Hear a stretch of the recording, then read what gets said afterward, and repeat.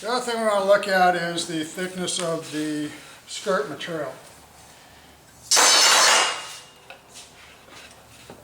We want to have the skirt wide enough that once the sheetrock is applied, these are typically put in prior to sheetrock, that we have the reveal that we're looking for. Standard is going to be 3/4 of an inch, but you may have some other consideration based on whatever base material or mating wainscoting, but those are considerations you want to take into account now.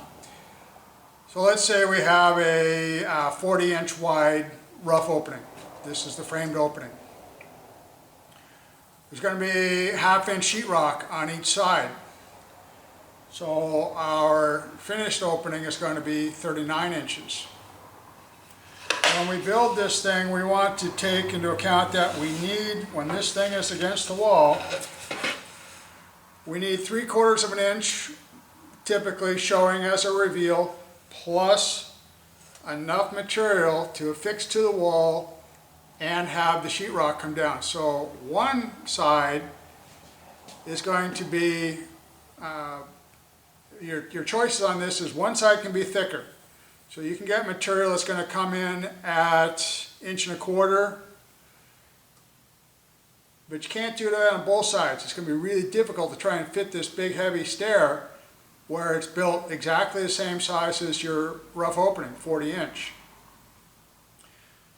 So you can take strips and nail them to the backside to stand them off. So you would take, say, 3/8 strip, tack to the backside so that you have at least some surface area for the sheetrock to land against. Or you can make it 1.25 inches on one side and thinner on the other, at least 1 inch thick on the other side. So you'll want to take that into account when you start to do your layout. So if you've got one that, let's say both sides, you figured you're going to put strips in, you got to remember the thickness of the strip when you start to cut it out. You can't simply say, well, I got a 40-inch opening, I'll take my distance and subtract the two sheetrock openings.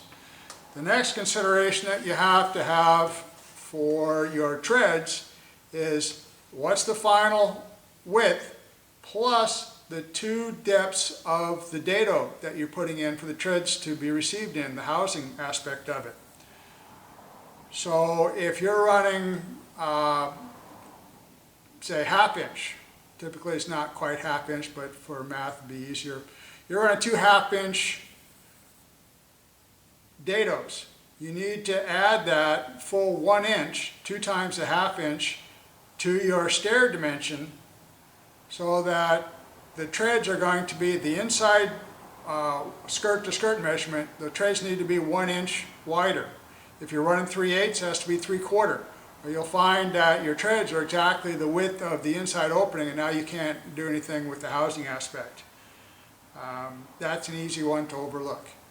So what I tend to do is I'll take one stringer that's going to be 1.25 inches, and the other is going to be somewhere in the neighborhood of 1 inch, somewhere there and abouts.